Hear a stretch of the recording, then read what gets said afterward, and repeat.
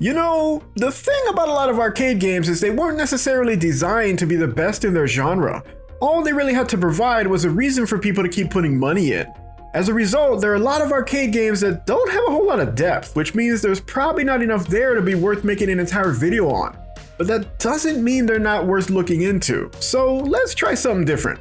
Here's a couple games that you might have never heard of otherwise, starting with this one. Agress, or ミサイル大戦略 which translates to Missile Grand Strategy. The game was released in arcades in 1991 by Japanese developer Palco, and according to the internet, this is the only game they ever released. Let's look at the game's intro.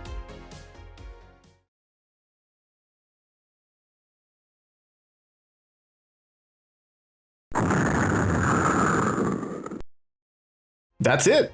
No story, no explanation. If you let the game keep running, it'll cycle through 3 matches and then just repeat the same intro, each time in a different color. So what the hell's going on? Well, this is a puzzle game where you and your opponent have to recreate the shape shown on the top window by sliding these blocks around one at a time. If there are any missile icons behind any of the blocks used to make your shape, your missile launcher there at the top will fire towards your opponent. The object is not to kill your opponent, however. Instead, you're supposed to reach a certain level before your opponent kills you. I thought this bar here at the bottom was your life bar, but it's actually a secondary measure of your progress. In the first level, you're supposed to reach level 10, so each time you complete a shape, the progress bar goes up by 1. When the bar is completely red, then you move on to the next level. As you progress through the game, however, the shapes get not only more complex, but start to involve blocks of different colors as well, making things increasingly difficult. To counteract that, you can press a button to launch a missile towards your opponent, which destroys any missiles headed towards you, but you can only do this 3 times per match. And as far as I can tell, that's all there really is to the game. The only other thing I noticed is it looks like some of the missiles that appear in your board are red. And when you complete a shape in front of those, you'll claim one of the countries at the top for your own. And really, who wouldn't want to be the ruler of Ameria or Aaargh?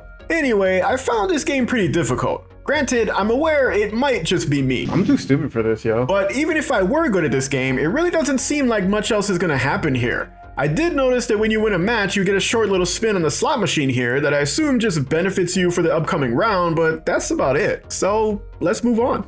This next game is called It was developed by Sculptured Software and published by Arcadia Systems, released in arcades in 1987. So like, you ever play Rampage?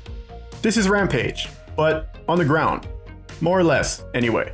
You play as a giant fire-breathing monster, in this case either a lizard or a cyclops, and in each stage you walk around destroying buildings, fighting enemies, and eating humans.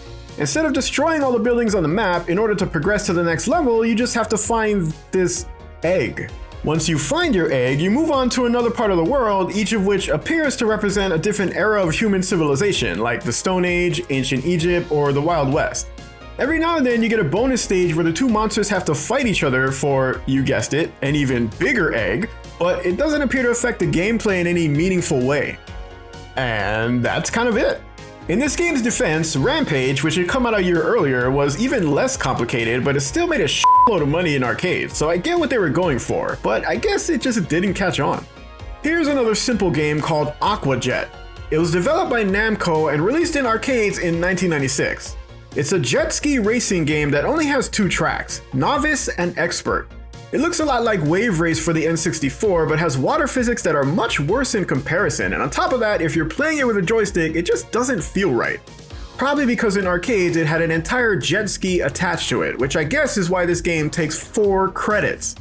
Honestly, even with the jet ski though, this game is probably kind of boring. The 2 levels look very similar and are really just a series of left and right turns.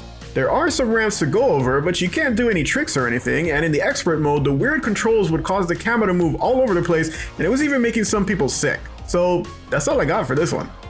This last game I wanted to talk about is pretty interesting.